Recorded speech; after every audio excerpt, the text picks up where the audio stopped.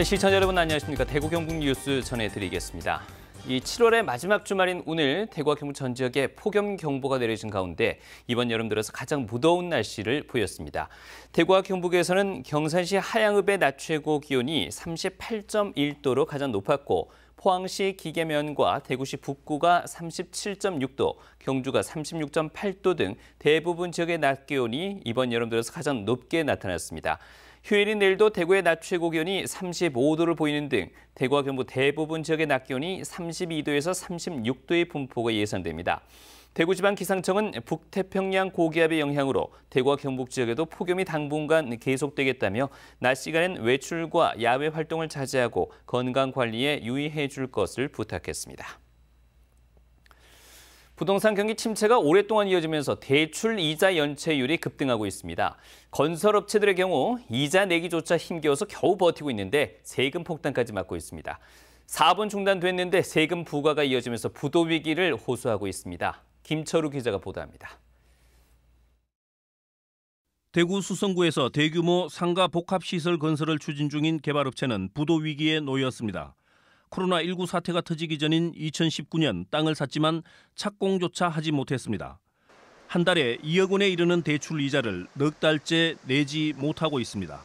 그러다가 금융당국이 시행하는 자율협약에 따라 이자 부담을 한시적으로 경감받았는데 이번에는 세금 위기에 직면한 겁니다. 국세청에서 10억 원이 넘는 세금을 내지 않았다며 강제 집행 통보를 보낸 것입니다. 저희들이 6개월을 받아놨는데 한 달 가운데서 국세청에서 세금 안 내면 공무를 넣겠다. 그럼 이 공무를 진행하는 순간 이거는 기한이익 상실로 이 사업장에 대한 대출은 부도가 많이 있습니다. 부동산 경기가 좋지 않으니 분양이 힘들고 분양이 힘드니 착공 시기가 늦어지고 있습니다. 그러면서 아파트나 상가지을 땅은 비업무용 부동산이 돼버린 채 많게는 수십억 원의 세금으로 이어지고 있습니다. 대구의 아파트 개발업체들 상당수가 비슷한 상황입니다. 지금 여가 시장에서 일반 금융은 거의 PF라든지 이런 블리츠 금융은 거의 다 중단이잖아요. 아파트 대구 경북 지역은 거의 아예 아무도 안 돌아와서. 몇 달간의 말미라도 달라는 게 건설업계의 하소연입니다. 대구지방국세청은 과세 형평의 원칙에 따라 통보 자체는 문제가 없다며 경제적 부담이 집중되는 시기에는 대처 방안을 검토하겠다는 입장입니다. 건설업계의 위기가 경제 침체로 이어질 수 있다는 우려와 투자 실패를 국민의 세금으로 메워줘야 하느냐는 비판 사이에 당국의 고민이 깊어지고 있습니다. MBC 뉴스 김철우입니다. 지난 집중호우로 피해를 봤던 예천 등 경북 북부 지역에서는 실종자 2명에 대한 수색과 피해 복구 작업이 15일째 이어졌습니다. 경북 소방본부는 군과 소방, 경찰 등 인력 480여 명과 헬기와 드론, 보트 등을 투입해서 예천군 내성천 주변을 중심으로 수상, 항공, 드론 수색 작업을 진행했습니다. 실종자가 매몰된 것으로 추정되는 예천 벌방리 마을에도 인력과 구조견, 장비를 총동원해 수색 작업을 벌였습니다. 이와 함께 인력 1,180여 명과 장비 759대를 투입해 응급 복구 작업도 진행했으며 현재 응급 복구율은 76.9%를 기록하고 있습니다. 호우로 대피했다가 아직 귀가하지 못한 주민은 206세대에 313명으로 집계되고 있습니다. 다음 달부터 대구 도시가스 요금이 평균 0.6% 오릅니다.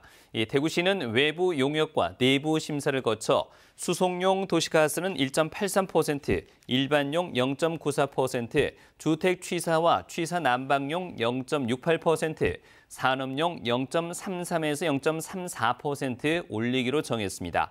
이에 따라 취사 난방 가구는 1년에 평균 3,784원, 취사 전용 가구는 352원을 더 부담하게 됩니다. 도시가스 시설에 대한 투자 보수율이 국고채 금리 급등으로 크게 증가했고 산업용 LPG 전환으로 인한 도시가스 판매량 감소도 요금 인상에 영향을 미쳤다고 밝혔습니다. 휴일이나 야간 시간대에 의약품을 살 수 있는 대구 지역의 공공자정약국이 2곳에서 7곳으로 늘어납니다. 공공자정약국은 밤 9시부터 자정까지 운영되는 약국으로 휴일이나 야간 시간에 시민들의 의약품 구입 불편을 줄이고 약사의 상담과 복용 안내를 받을 수 있습니다. 8월엔 중구와 북구, 달서구에 2곳씩, 서구에 1곳이 운영되고 동구, 남구, 달성구 내 각각 2곳씩 추가로 모집해서 확대될 전망입니다. 공공약국은 대구시 홈페이지에서 확인하거나 119에서 안내받을 수 있습니다. 대구에서는 처음으로 사유지 흡연 단속이 중구에서 시작됩니다. 대구 중구청은 공개 공지와 연면적 5,000제곱미터 이상 대형 건축물이 속한 땅을 금연구역으로 지정할 수 있도록 관련 조례를 개정했다고 밝혔습니다. 이에 따라 사유지인 동성로 골목 등에서도 소유자 신청을 받아 금연구역을 지정하고 흡연 단속을 하기로 했습니다. 금연구역으로 지정되기 위해서는 소유자 절반 이상의 동의와 도면 관련 서류 등을 구청에 제출해야 합니다.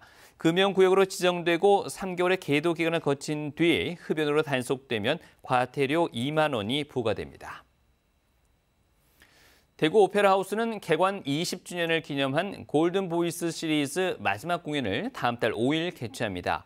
김정화, 신미경, 최윤희, 김환준, 손정희, 이인철, 김요한 등 대구를 대표하는 성악가 20명이 출연합니다. 오페라 전문 연주단체인 디오 오케스트라의 연주와 창원대학교 이동신 교수의 지휘로 유명 오페라 아리아들과 한국과 이탈리아 유명 가곡 등 20여 곡의 다채로운 연주를 선보입니다.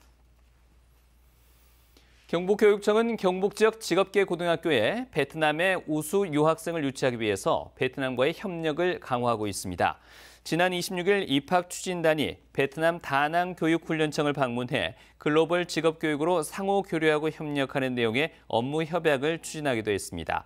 지난 27일엔 베트남 꽝남성 교육훈련청과 노동보훈사회부 등과 해외 우수 유학생 선발과 협력 방안에 대해서 논의했습니다.